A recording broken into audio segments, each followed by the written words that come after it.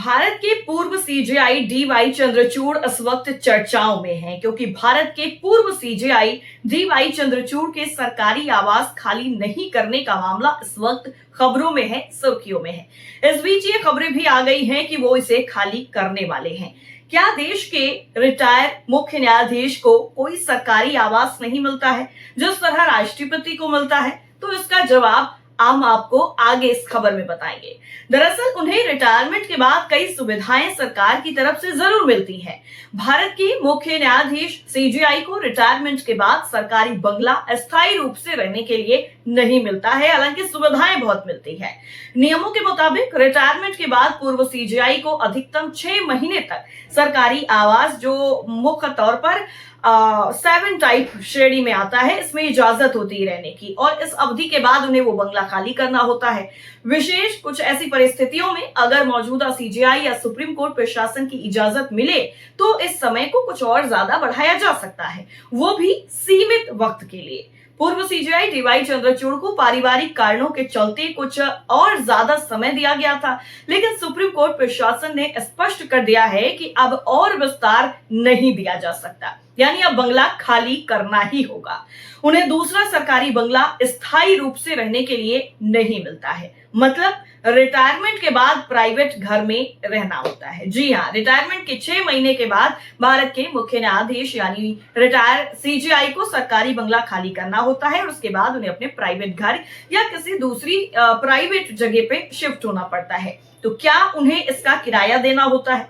दरअसल नियमों के मुताबिक रिटायरमेंट के बाद भारत के मुख्य न्यायाधीश यानी सीजेआई को 6 महीने तक सरकारी आवास में बिना किराया दिए रहने की इजाजत होती है और इस अवधि में उनसे कोई किराया नहीं वसूला जाता है, बस लाइसेंस फीस ली जाती है। और अगर कोई पूर्व सीजेआई निर्धारित 6 महीने की अवधि के बाद भी सरकारी आवास में रहते हैं तो उन्हें सरकारी नियमों के मुताबिक किराया देना होता है। जैसे जस्टिस डीवाई चंद्रचूड़ को 11 दिसंबर 2024 से 30 अप्रैल 2025 तक टाइप 7 बंगले में रहने के लिए 5,430 रुपए प्रति महीने की मामूली लाइसेंस फीस पर इजाजत दी गई थी और ये राशि सामान्य किराए से काफी कम होती है, इसे लाइसेंस फीस कहा जाता है। तो क्या रिटायर सीजेआई चंद्रचूड़ के पास अपना कोई प्राइवेट घर नहीं है?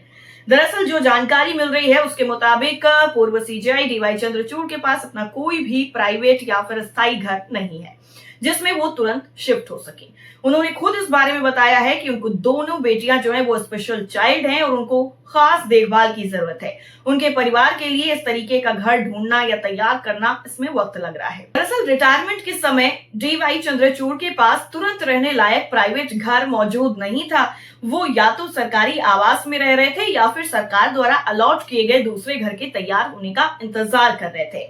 अब रिटायरमेंट के बाद कितनी पेंशन मिलती है, क्या सुविधाएं मिलती हैं, वो हम आपको बताते हैं। दरअसल रिटायरमेंट के बाद भारत के मुख्य न्यायाधीश यानी सीजेआई को पेंशन और सुविधाएं मिलती हैं और पेंशन जो है वो 16,80,000 रुपए प्रति वर्ष यानी लगभग 1,40,000 रुपए प्रति महीने मिलती है। इसके अलावा महंगाई राहत अलग से दी जाती है। ग्रेजुएटी के रूप में 20 लाख रुपए मिलते हैं। अब रिटायरमेंट के बाद सुविधाएं क्या क्या मिलती हैं वो भी समझ लीजिए। दरअसल 6 महीने तक दिल्ली में टाइप 7 रेंट फ्री सरकारी आवास यानी बंगला मिलता है। रिटायरमेंट के 5 सालों तक आवास पर 24 घंटे निजी यानी प्राइवेट सुरक्षा गार्ड की सुविधा रहती है। घरेलू सहायक और ड्राइवर यानी जीवन भर के लिए घरेलू सहायक यानी जो मेड होते हैं वो और ड्राइवर की सुविधा मिलती है। फ्री टेलीफोन, मोबाइल, ब्रॉडबैंड, आवास पर टेलीफोन, मोबाइल, ब्रॉडबैंड के अलावा 4,200 रुपए प्रति महीने दिए जाते हैं। इसके अलावा हमेशा के लिए एक दफ्तरी सहायक यानी सेक्रेटरियल असिस्टेंट मिलता है। हवाई अड्डों पर सेरेमोनियल लाउंज का लाभ भी मिलता है। दरअसल जुलाई 2025 तक भारत में सुप्रीम कोर्ट के रिटायर मुख्य न्यायाधीशों की जो संख्या है वो 7 है। रिटायर होने के बाद क्यों वकालत नहीं कर सकते हैं सीजेआई, इस सवाल को भी लेकर आपको कंफ्यूजन होगी, वो भी दूर कर देते हैं। दरअसल बताया जाता है क्योंकि भारतीय संविधान का अनुच्छेद 124(7) स्पष्ट रूप से ये प्रतिबंध लगाता है कि इस अनुच्छेद के मुताबिक कोई भी व्यक्ति जिसने सुप्रीम कोर्ट के न्यायाधीश के रूप में पद धारण किया है वो भारत की सीमा के भीतर किसी भी न्यायालय या प्राधिकरण के समक्ष वकालत या पेशेवर कानूनी काम नहीं कर सकता है। तो संविधान में इन चीजों का ऑलरेडी मेंशन किया गया है। रिटायर्ड जज अगर वकालत करें तो उनके प्रभाव, प्रतिष्ठा या पूर्व फैसलों का असर बाकी जजों पर पड़ सकता है, जिससे निष्पक्षता पर सवाल उठ सकते हैं। जिस कोर्ट में उन्होंने फैसले दिए वहां वकील के रूप में पेश होना हितों के टकराव की स्थिति पैदा कर सकता है।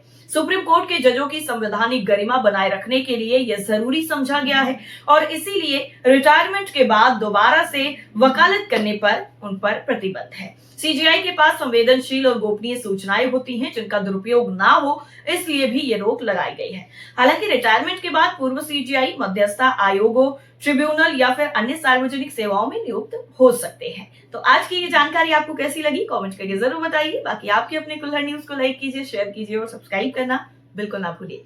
नमस्कार।